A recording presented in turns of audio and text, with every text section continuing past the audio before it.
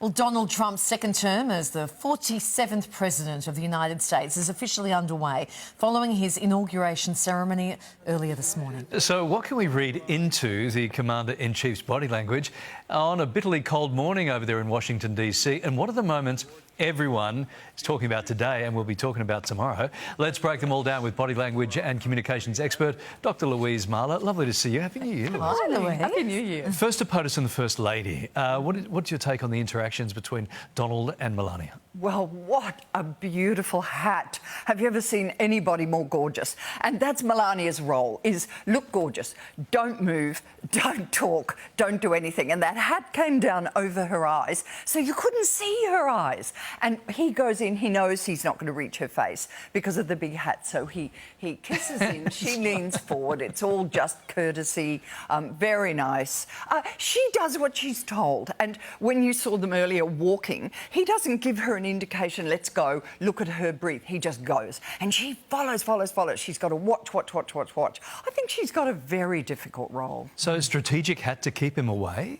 Oh, no, I don't think strategic hat. It's strategic hat to look gorgeous. Yeah, well, it's a beautiful hat. What did you make of outgoing President Joe Biden through the proceedings? Very difficult to sit there, as it would have been for Kamala Harris. Oh, how difficult. Losing with dignity. And he has lost.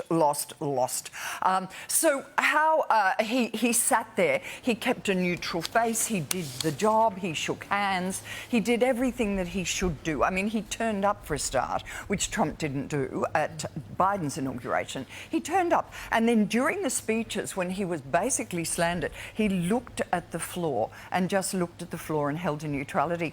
How difficult would that be? He must have been busting to shake his head, snarl, make an expression. He did nothing. He just maintained a neutrality, and that's very clever. OK, so compared to his rallies, Trump seemed rather subdued during the inauguration. Is he matured a little bit? Or what are your thoughts on how he handled that? Well, he's now the most important man in the world. Yeah. He's got so much power. Remind me of Henry VIII and all of the trumpets and entrances and everything. And he's indoors now. He's not outdoors. So he doesn't have to yell. He doesn't have to prove everything. He's working to script, so he's reading script. And he's got all the power now. So he just maintains subdued. He said some very controversial things that were all from his perspective, and he has the power to do it, and he doesn't need to have any force behind it. Let's move on to the Australian Open of tennis. There's been plenty of talking points on and off the court. Take us through how Aussie hopeful Alex de Minaur is carrying himself, maybe compared to, say, Novak Djokovic. Yeah, look at Alex. He's the boy next door, isn't he gorgeous? And he told us how he feels the pressure. He feels the pressure of having to do well, and he wants to succeed for the whole of Australia. And he's got a smile on his face, and he's working hard and taking it seriously. Then you've got Djokovic, and Djokovic is, look, he reminds me of one of the evil characters in James Bond. He's tall, he's Slavic, he has all the wards behind him, he stands. And when he does his interview, he leans his head forward, he shields his eyes, and then he does something on court that he also does in interview. He keeps his head still, and then he moves his eyes, and you just see a lot of white. And when you see a lot of white in the eye, that actually says evil.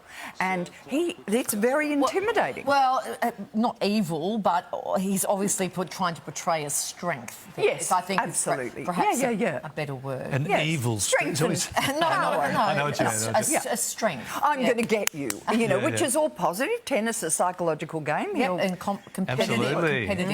Let's talk Hollywood for a sec. Questions have been raised over the relationship between Timothée Chalamet and Kylie Jenner. Some people saying it's a showmance. It's just being put on. It's being faked for the cameras. What do you reckon? Well, no one knows what goes on behind closed doors, but certainly there is some truth behind what people are saying, because every time she goes to kiss him, he seems to be distracted in some way. Every time he goes to kiss her, she doesn't seem to realise that he's coming. So there's an incongruence between the two. So you would say maybe there is. It looks a little bit mixed-matched, and it's incongruent. So who knows what's happening, but definitely something. I can see evil in his eyes. No. Hey, good to see you.